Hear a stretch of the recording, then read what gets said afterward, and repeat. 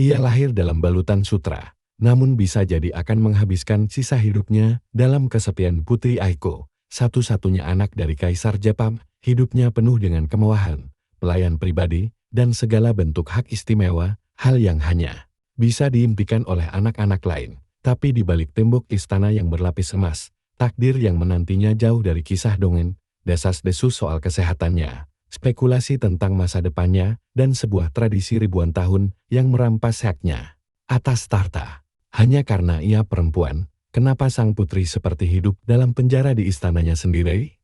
Kenapa media Jepang begitu jarang memberitakan tentangnya?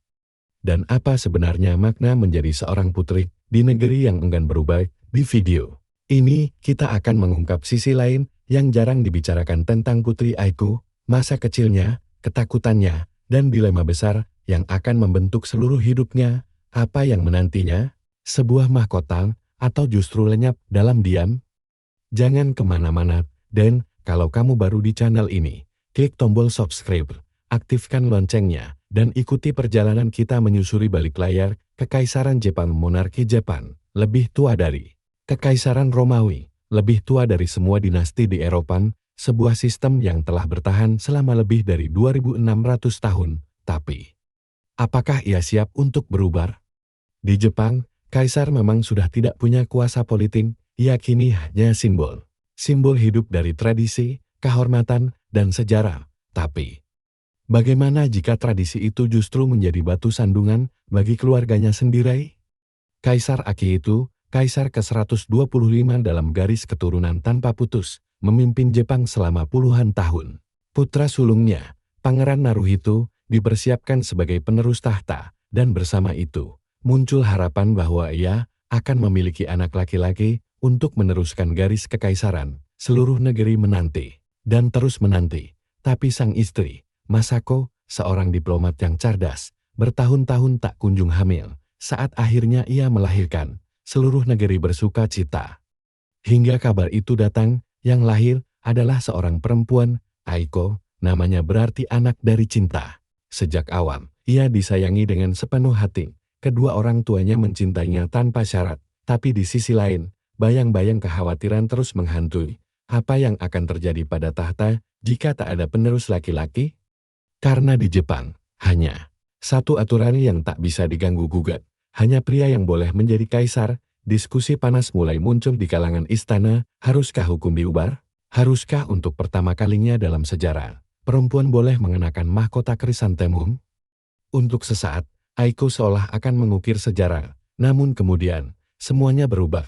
Saudara laki-laki kaisar melahirkan seorang anak laki-laki, seorang penerus, calon kaisar masa depan. Bagi Aiko, ini berarti, dalam semalam, ia berubah menjadi seorang putri tanpa masa depan. Tak ada pewarisan tahta, tak ada harapan menjadi kaisar perempuan lalu. Apa yang tersisa untuknya? Menjalani hidup di depan publik, tapi tanpa peran? Atau menyepi dalam kesunyian, kehilangan identitasnya sendiri lalu? Apa arti semua ini bagi seorang gadis muda yang hidup di dunia di mana jenis kelamin menentukan takdirnya? Beberapa anggota keluarga mulai memikirkan hal yang sebelumnya tak terpikirkan. Bagaimana jika garis pewaris tahta tidak hanya boleh diteruskan oleh laki-laki? Bagaimana jika Aiko, satu-satunya anak sang kaisar, dapat menjadi seorang kaisar perempuan? Tanda tanya. Sebuah pemikiran revolusioner untuk negara yang memuliakan tradisi bagaikan sesuatu yang suci. Namun sebelum gagasan itu bisa menjadi kenyataan, muncul sebuah kabar yang mengubah segalanya. Putra bungsu Kaisar Akihito dikaruniai seorang anak laki-laki, namanya Hisahito, sang calon kaisar masa depan. Bagi Aiko, itu adalah akhir dari segala harapan. Tak ada mahkota, tak ada peran, tak ada tempat dalam garis pewaris tahta. Orang tuanya pun memutuskan untuk membesarkannya secara normal, sejauh mungkin dalam lingkungan istana kekaisaran. Saat berusia 7 tahun, Aiko masuk ke sekolah elit di Tokyo, namun kenyataan segera mengejarnya. Media melaporkan bahwa Aiko mengalami perundungan. Teman-temannya tak peduli dengan gelar putri yang disandangnya. Mereka hanya melihatnya sebagai gadis pemalu dan tertutup. Tekanan yang ia alami begitu besar, hingga Aiko sempat menolak untuk pergi ke sekolah. Ibunya bahkan harus mendampinginya di kelas dan menjemputnya lebih awal. sebuah pemandangan yang hampir tak bisa dibayangkan dalam sistem monarki seketat Jepang. Para pengamat menggambarkan Aiko sebagai pribadi yang sangat sensitif. Sebagian besar karena kondisi mental sang ibu, Permaisuri Masako, yang selama bertahun-tahun berjuang melawan depresi. Beberapa media bahkan berspekulasi bahwa Aiko mungkin berada dalam spektrum autisme karena ia jarang tersenyum di depan publik dan nyaris tak menunjukkan emosi. Namun tidak ada satupun dari dugaan itu yang pernah dikonfirmasi. Mungkin dia hanya kesepian. Sahabat terbaik Aiko bukanlah manusia, melainkan hewan. Ia mencintai musik, mahir bermain piano dan biola, menulis cerita, bahkan naskah drama. Olahraga juga menjadi bagian dari hidupnya. Ia bahkan pernah menjadi pemandu sorak cheerleader dalam tim olahraga sekolahnya. Saat berusia 17 tahun, Aiko mengambil langkah pertamanya keluar dari bayang-bayang istana, menjalani program pertukaran pelajar di Eton College di Inggris, tempat yang sama di mana Pangeran William dan Harry pernah bersekolah. Seorang-orang dalam istana pernah mengungkap bahwa Aiko menjadi penopang emosional bagi sang ibu, Masako, terutama sekarang, saat permaisuri menjalani tanggung jawab barunya. Kini, Aiko menempuh pendidikan di Universitas Gakushūin, mengambil jurusan sastra Jepang, dan kerap mendampingi orang tuanya dalam berbagai acara resmi. Namun masa depan, seperti apa yang menanti seorang putri tanpa mahkota? Akankah ia mengikuti jejak sepupunya, Mako, memilih cinta dan meninggalkan kehidupan kekaisaran? Atau tetap bertahan dalam sangkar emas sebagai pewaris sunyi dari peran yang tak pernah benar-benar menjadi miliknya? Dalam waktu yang cukup lama, Aiko tidak diizinkan mengikuti upacara-upacara resmi, meskipun ia adalah putri kaisar. Sebagai anak kecil, ia tak diperbolehkan ambil bagian dalam ritual tradisional, sebuah pengingat nyata bahwa perannya dalam sistem kekaisaran sangat terbatas. Namun semuanya berubah ketika ia mencapai usia dewasa.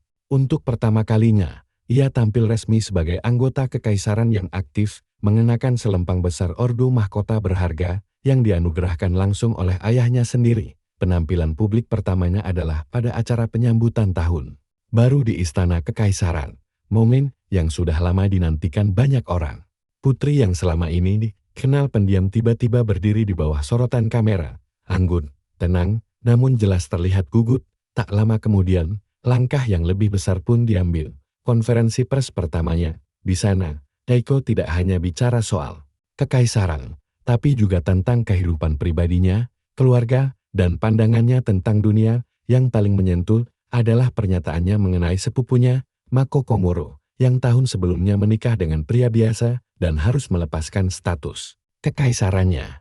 Aku takkan pernah lupa betapa ramah dan hangatnya dia padaku. Sebagai sepupunya, aku berdoa semoga hidupnya selalu penuh kebahagiaan, sebuah momen langka, terbuka dan jujur, yang memperlihatkan isi hati seorang gadis muda yang selama ini hanya dipandang sebagai simbol. Dan akhirnya, pertanyaan yang paling ditunggu oleh para jurnalis, apakah Putri Aiko berencana menikah?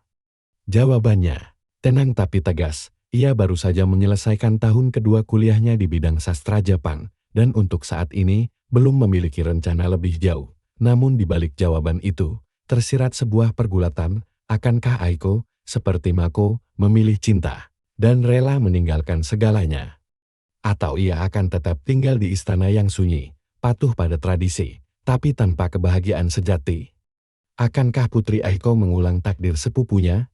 Dalam sistem kekaisaran Jepang, ada satu hukum tak tertulis yang tegas. Anggota laki-laki kekaisaran boleh menikah dengan rakyat biasa dan tetap berada dalam istana. Tapi seorang putri yang menikahi pria non-bangsawan, ia harus meninggalkan semuanya. Gelar, istana, masa lalu, dan masa depan. Inilah dilema besar yang kini dihadapi Aiko. Apapun pilihannya, ia pasti akan kehilangan sesuatu. Pria bangsawan, hampir punah di Jepang. Jika ia tetap lajang, maka selamanya akan hidup dalam bayang-bayang tradisi. Jika ia menikah demi cinta, ia harus meninggalkan kekaisaran dan hidup sebagai warga biasa, seperti Mako atau seperti bibinya, Sayako Kuroda. Sayako pernah menikahi seorang pegawai kantor biasa. Ia harus belajar menyetir, berbelanja sendiri, melakukan hal-hal yang dulu tak pernah ia bayangkan sebagai putri kekaisaran. Dan meskipun begitu, Sayako tak pernah menyesali keputusannya. Ia merasa bebas, ia merasa bahagia. Cinta melawan garis, darah, pertukaran yang mungkin layak diperjuangkan? Aiko sendiri pernah mengatakan bahwa ritual, tekanan, dan ekspektasi telah membuatnya sangat terbebani. Ia mengakui secara terbuka bahwa menjalani tanggung jawab sebagai putri kaisar bukanlah hal yang mudah. Padahal, ia bahkan baru saja memulai. Ia belum bisa menyuarakan apa yang sebenarnya ia inginkan, apalagi tentang siapa yang ia cintai. Menariknya, menurut survei terbaru, hampir 80% rakyat Jepang mendukung ide bahwa perempuan pun berhak naik tahta. Tapi para elit konservatif menentangnya. Bagi mereka, kekaisaran adalah struktur kuno berusia 2000 tahun yang tak boleh diubah. Jadi, menurut Anda bagaimana? Apakah Putri Aiko masih punya harapan? Atau akan jadi kaisar perempuan yang tak pernah bisa memerintah? Tulis pendapatmu di kolom komentar. Kalau kamu suka video ini, jangan lupa tekan like, subscribe channel ini, dan aktifkan lonceng notifikasimu. Sampai jumpa di video berikutnya, dengan kisah yang tak akan mudah kamu lupakan.